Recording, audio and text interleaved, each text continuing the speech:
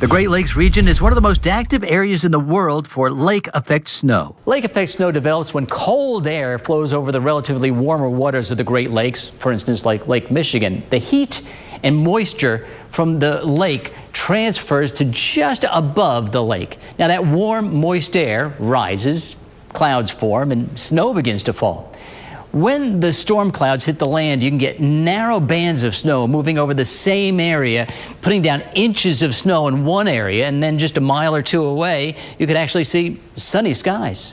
Where lake effect snow falls depends on the wind direction, and looking at Lake Michigan, the hardest hit area is usually the west side of Lower Michigan because of the west and northwest flow over the lake. But we can get lake effect snow here in northeast Wisconsin too. We need a cold northeast or easterly wind over the lake.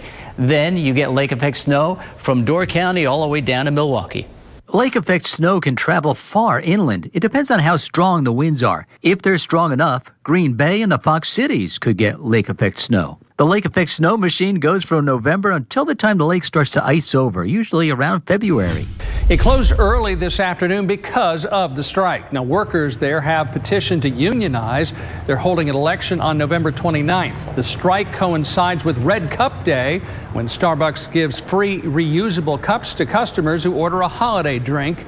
Starbucks Workers United says it's trying to get the company to negotiate to the negotiating table for better pay, more consistent schedules, and higher staffing levels. And tonight we bring you balanced news coverage. And, you know, I do love this company. I love working for this company. I just want them to treat us as partners, like they say we are, and to meet us at meet us on a fair and equal playing field. Starbucks said it is aware of the walkouts and respects employees' right to lawful protests. It noted the protests are taking place at a fraction of its more than 9,000 U.S. locations. Here are several photos of many who stopped by. One gentleman donated items and shared that he used the food pantry himself in the past. A Green Bay man drove to Oshkosh to donate because he could not make the earlier collections in Green Bay or Appleton.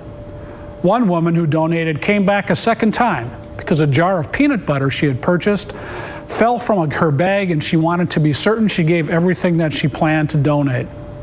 Overall, when all these acts of kindness are added up, over 17,000 pounds of food and over $4,600 was donated. Fantastic job, everyone. Thank you. I would also like to recognize the 5th grade Building Future Leaders group at Beaumont Elementary School. This group worked together to go out and rake leaves for people.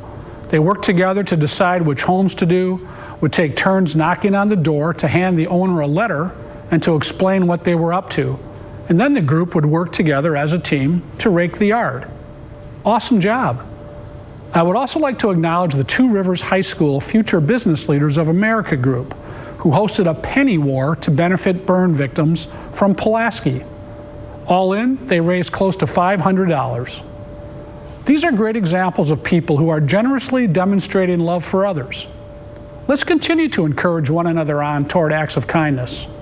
When you see others helping others, take a few photos and share their story with me so that we can recognize acts of kindness being done throughout all of Northeast Wisconsin.